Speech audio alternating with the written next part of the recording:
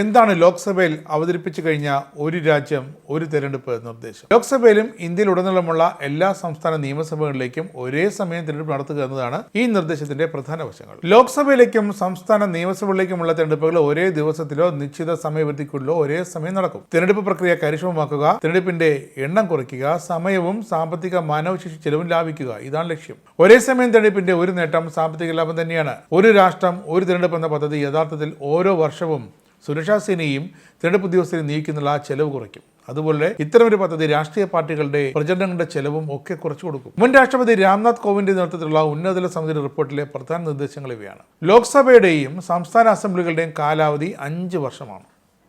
ആദ്യപടിയായി ലോക്സഭയിലേക്കും സംസ്ഥാന അസംബ്ലികളിലേക്കും ഒരേ സമയം തിരഞ്ഞെടുപ്പും തുടർന്ന് 100 ദിവസത്തിനുള്ളിൽ തദ്ദേശ സ്വയംഭരണ സ്ഥാപനങ്ങളുടെ തിരഞ്ഞെടുപ്പും പാനൽ ശുപാർശ ചെയ്തിട്ടുണ്ട്. ശുപാർശകൾ നടപ്പാക്കുന്നത് പരിശോധിക്കാനായി ഒരു ഇംപ്ലിമെന്റേഷൻ ഗ്രൂപ്പ് രൂപീകരിക്കണം. സംസ്ഥാന തെരഞ്ഞെടുപ്പ് അധികാരികളുമായി കൂടിയാലോചിച്ച് തെരഞ്ഞെടുപ്പ് കമ്മീഷൻ പൊതു വോട്ടർ പട്ടികയും വോട്ടർ ID കാർഡുകളും തയ്യാറാക്കണം. സമിതി 18 ഭരണഘടനാ ഭേദഗതികളാണ് ശുപാർശ ചെയ്തത്. അവയിൽ മിക്കതിനും സംസ്ഥാന അസംബ്ലികളുടെ അംഗീകാരം ആവശ്യമില്ല. ചില ഭരണഘടനാ ഭേദഗതി ബില്ലുകൾ പാർലമെന്റ് പാസ്സാക്കേണ്ടതുണ്ട്. ഇന്ത്യൻ ഭരണഘടനയുടെ ആർട്ടിക്കിൾ 83, 85, 172, 174, 356 ഇവയിൽ ഭേദഗതി ഉണ്ടാകണം. നിയമസഭകളെ പിരിച്ചുവിടുന്നതിലോ രാഷ്ട്രപതി ഭരണത്തിന്റെ സാഹചര്യം മൂലം ഉണ്ടാക്കുന്ന ഒരു തകർച്ചയുണ്ടായാൽ ആ സാഹചര്യത്തെ എങ്ങനെ കൈകാര്യം ചെയ്യണം എന്നതിൽ അവ്യക്തതയുണ്ട്. ഇതാണ് പദ്ധതി നടപ്പാക്കുന്നതിൽ കേന്ദ്ര സർക്കാർ നേടാൻ പോകുന്ന ഏറ്റവും വലിയ വെല്ലുവിളി. ഈ ബില്ല് നിയമമായാൽ ഇപ്പോൾ ഭരണത്തിലിരിക്കുന്ന സംസ്ഥാന സർക്കാരുകൾ ഭരണം അവസാനിപ്പിച്ച് പുതിയൊരു തെരഞ്ഞെടുപ്പിനെ നേരിടേണ്ടി വരും. നിലവിലെ ലോക്സഭാ അംഗങ്ങൾക്ക് 5 വർഷം കാലാവധിയുണ്ട്. ലോക്സഭ ഇപ്പോൾ പിരിച്ചുവിട്ട് രാജ്യം ഒന്നടങ്കം ഒരു തെരഞ്ഞെടുപ്പിലേക്ക് പോയാൽ കേന്ദ്ര BJP സർക്കാരിന് ഭരണം അവസാനിപ്പിക്കേണ്ടായി വരും. പുതിയൊരു സർക്കാരിനായി വീണ്ടും അവർക്ക് തെരഞ്ഞെടുപ്പിനെ നേരിടേണ്ടി വരും.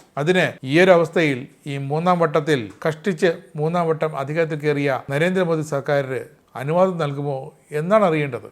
അതോ ഇനിയുള്ള ലോക്സഭയുടെ കാലാവധി കഴിയുന്ന 5 വർഷത്തിന് ശേഷം രാജ്യമൊട്ടുക്ക് സംസ്ഥാനങ്ങളും ലോക്സഭയിലുമൊക്കെ ഒരേ ദിവസം ഒരേ സമയം തിരഞ്ഞെടുപ്പ് നടക്കുമോ എന്നാണ് ഇനി അറിയാനുള്ളത്. എന്തായാലും സമിതി ലോക്സഭയുടെ സംയുക്ത സമിതി അന്വേഷിക്കും. ഇതേക്കുറിച്ച് വിശദമായി പഠിക്കും, തെളിവെടുപ്പ് നടത്തുകയും ചെയ്യും.